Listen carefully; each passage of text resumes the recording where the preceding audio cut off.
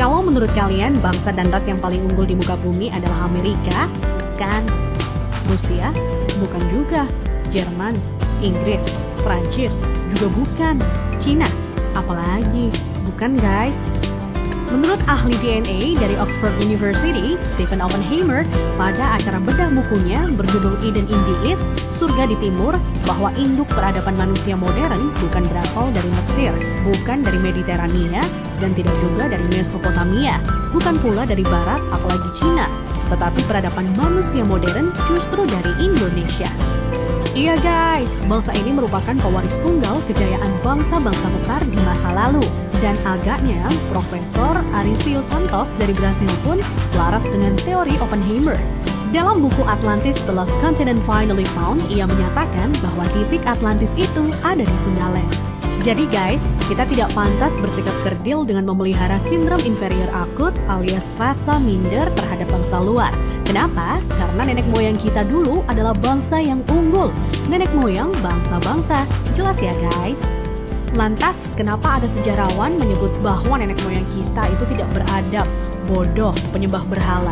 Itu faktor penjajahan atau kolonisasi guys, yakni pembodohan, pengaburan, dan pembengkokan sejarah oleh kaum penjajah. Menurut Yuri Lina dalam buku Architect of Deception, Secret of Freemasonry, ada 3 cara melemahkan dan menjajah suatu negeri. Pertama, kaburkan sejarahnya. Kedua, hancurkan bukti-bukti sejarah bangsa itu hingga tidak bisa lagi diteliti dan dibuktikan kebenarannya. 3. Putuskan hubungan mereka dengan para leluhur dengan mengatakan bahwa leluhur itu bodoh dan primitif. Guys, sejarah Nusantara ini dibikin oleh kaum penjajah seolah-olah hanya dimulai dari era kemerdekaan atau paling jauh di era Raja-Raja Nusantara dulu versi penjajah. Tahu nggak sih guys, ribuan tahun lalu Nusantara terbagi dalam 3 era loh. Era pertama disebut era Wangsa Keling. Wangsa artinya bangsa, sedang Keling artinya kuat. Jadi Wangsa Keling maksudnya adalah bangsa yang kuat. Konon di era ini leluhur kita berekspansi hingga Kamboja, Vietnam atau Indochina, Thailand, Burma, Sri Lanka, India, sampai ke Madagaskar. Raja yang terkenal bernama Shailendra. Tulisan yang dipakai adalah huruf Talawa, di mana modelnya menyerupai huruf Mesir kuno dan Israel. Pusat pemerintahan di sekitar Jogja sampai ke wilayah Dieng.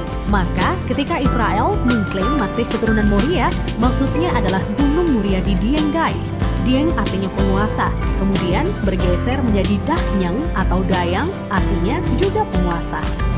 Setelah Wangsa Keling menghilang, ditengarai munculnya situs Dieng maupun Candi Borobudur. Nah, habisnya era Wangsa Keling ditandai dengan bangunan Bako atau Baki, yang artinya kuburan atau berakhir, dan ditandai dengan berdirinya Candi Boko atau Bako. Era selanjutnya adalah era Medang Kamulyan. Medang artinya kemajuan, dan Kamulyan artinya kemuliaan atau kejayaan. Bahwa Medang Kamulyan zaman kemajuan terutama bidang keagamaan. Agama lebih dititik beratkan dalam sistem pendidikan terpadu, mulai dari lingkup kecil hingga besar. Rajanya yang terkenal adalah Ratu Boko. Di era itu merupakan cikal bakal munculnya huruf Sangsekerta yang dikenal oleh Aji Saka. Aji artinya sesuatu yang dihormati, dan Saka artinya penyangga, jaga, atau tiang. Nah, tiang jika bergeser ke Cina menjadi tian atau Tuhan.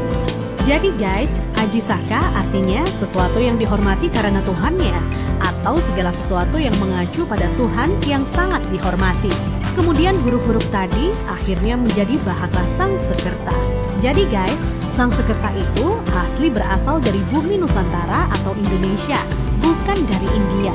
Kenapa? Di India tidak ada kata-kata sang. Jika berbasis kata sang, justru lebih dekat ke Cina. Contohnya Chiang Kai-shek, di mana Chiang oleh bangsa Cina dibaca sang. Jadi guys, sang itu berasal dari bahasa asli Indonesia tempo dulu, yakni bahasa Saka. Huruf yang dipakai di era Ratu Boko adalah Sangsekerta. Iya, kerta artinya 4, sedang sang asal kata wangsa atau bangsa. Jadi, Sangsekerta itu 4 bangsa yang meliputi antara lain: pertama, bangsa Qin yang meliputi bangsa Cina sendiri, Vietnam, Laos, dan Kamboja. Kedua, bangsa Thai meliputi Burma dan Thailand. Ketiga, bangsa Afrika yakni Madagaskar, Sri Lanka, India, dan lain-lain hingga Mesir disebut sebagai bangsa Afrika. Keempat, Bani Jawa yang terdiri atas bangsa atau suku Jawa, Sumatera, Papua, sampai Kepulauan Polinesia dan Hawaii. Hingga kini, Sangsekerta kuat pengaruhnya di India dan Sri Lanka. Dari keempat bangsa tersebut, penguasa yang terkenal ialah Ratu Boko. Jika keempat unsur bangsa itu digabungkan, maka timbul istilah Nuswantara atau Nusantara. Nusa artinya pulau, antara artinya jarak, maka makna Nusantara adalah bangsa yang hidup di pulau-pulau yang tersebar dari Kepulauan Polinesia di ujung timur hingga wilayah Madagaskar atau Afrika. Selanjutnya dari era Medan Kamulyan berganti ke era Kahuripan. Kahuripan artinya kehidupan. Raja yang terkenal adalah Hayam Wuruk atau Brawijaya III yang terkenal dengan sebutan Jumadil Kubro sebagaimana makamnya di Troloyo, Trowulan, Mojokerto. Maksud kata Jumadil adalah Jum'ah atau Jumat yang artinya berkumpul atau bersatu, dan Kubro artinya besar. Jadi Jumadil Kubro maknanya adalah berkumpulnya sesuatu yang besar, atau istilah Sangsekerta disebut Sumpah Palapa. Melalui Sumpah Palapa, Hayam Wuruk berhasrat membangun kembali Nusantara sebagaimana dulu pernah gemilang di era Medan Kamulyan. Ia ingin menyatukan Nusantara yang telah tercerai-berai menjadi beberapa kerajaan atau wilayah kecil-kecil. Dan patih yang melegenda adalah Gajah Mada. Nah, hal yang tidak tercatat atau dihilangkan oleh sejarah modern ialah guratan atau ukiran pada batu sumpah palapahnya Gajah Mada yang ternyata berlafadzkan La ilaha illallah, tiada Tuhan kecuali Allah. Itulah guys catatan yang hilang dari sejarah leluhur kita yang menurut Arisio Santos. Leluhur kita merupakan nenek moyang bangsa-bangsa. Thanks to watching.